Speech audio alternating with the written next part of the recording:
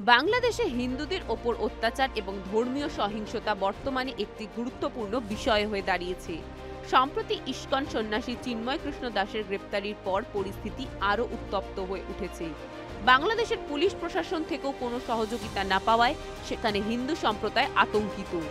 বাংলাদেশে চলমান অস্থিরতা এবং হিন্দুদের নিপীড়নের কারণে ভারত বাংলাদেশ সম্পর্কও প্রভাবিত হয়েছে।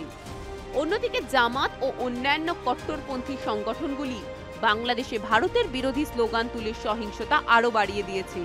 এ বিষয়ে বাংলাদেশ সরকারের পক্ষ থেকে কোনো কার্যকর পদক্ষেপ না নেবার জন্য ভারতীয় বিদেশ মন্ত্রণালয় কড়া বার্তা দিয়েছে।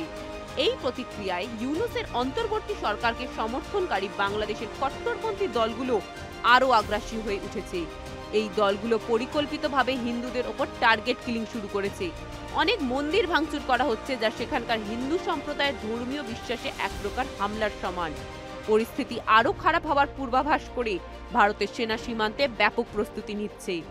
ভারতীয় সেনা বর্তমানে বাংলাদেশের সীমান্তে প্রায় ৩৫,০০০ সৈন্য পাঠিয়েছে এবং এর পাশাপাশি সীমান্তে পিনাকা গাইডেড মিসাইলও মোতায়েন করা হয়েছে, যা সীমা ৭০ থেকে ৭৫ কিলোমিটার।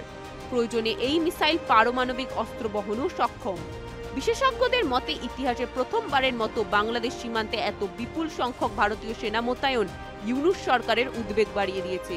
সরকারিভাবে উদ্বেগের কথা স্বীকার না করলেও তাদের বক্তব্য ও কর্মকাণ্ডে আশঙ্কা স্পষ্টভাবে দেখা যাচ্ছে। বাংলাদেশের অভ্যন্তরে ভারতীয় সেনা মোতায়েন নিয়ে গণমাধ্যমে জোর আলোচনা চলছে। পাকিস্তান ও মায়ানমারে ভারতের সার্জিক্যাল স্ট্রাইকের উদাহরণ দেওয়া হয়েছে।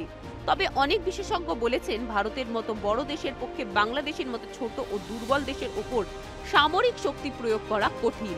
তবে পরিস্থিতি খারাপ হলে ভারতীয় সেনাবাহিনীর প্রস্তুতির বিষয়ে স্পষ্ট ইঙ্গিত দিয়েছেন প্রতিরক্ষা মন্ত্রী রাজনাথ সিং।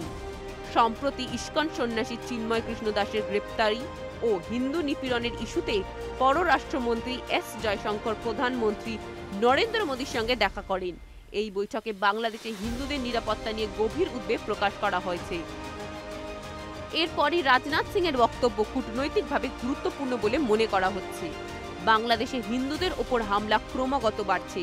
সীমান্ত পাড়ি দিয়ে ভারতে যাবার সব পথ বন্ধ করে দেওয়া হয়েছে, যার জেরে সেখানকার হিন্দু সম্প্রদায় খুবই কঠিন পরিস্থিতিতে পড়েছে। এখন প্রশ্ন, ভারতীয় সেনার এই কঠিন প্রস্তুতি বাংলাদেশের জন্য ঠিক কতটা সংকটপূর্ণ হবে? দেখতে থাকুন সুদর্শন বাংলা। জয় হিন্দ, জয় ভারত।